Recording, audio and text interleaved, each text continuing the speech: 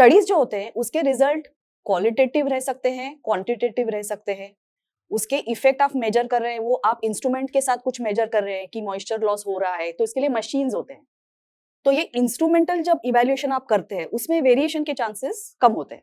तो ऐसे objective testing, instrumental testing के लिए मिनिमम सैंपल साइज 30 होना चाहिए। तो हम जब कहते हैं ये मिनिमम होना चाहिए, कई सारे कंपनियां सोचती है कि ये मैक्सिमम होना चाहिए।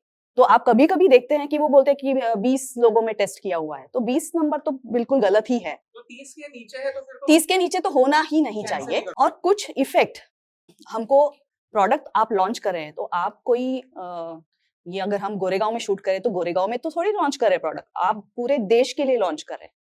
तो देश में हमारा पॉपुलेशन कितना अलग अलग तरह के लोग रहते हैं, पानी की क्वालिटी कितनी अलग होती है, कि कहीं हार्ड वाटर होता है, कहीं सॉफ्ट वाटर। तो अब शैम्पू का स्टडी कर रहे हैं तो आप बंबई में स्टडी करके फायदा नहीं है, तो आपको मल्टी सेंटर स्टडी करना होगा। तो टिपिकली ऐसे स्टडी में आप चुनेंगे कि टाउन्स, 4 मेजर टाउन्स लो या 6 मेजर टाउन्स लो, आप जहां इसको लॉन्च करने वाले, मार्केट करने वाले, उस पॉपुलेशन में आपको स्टडी करना होता है।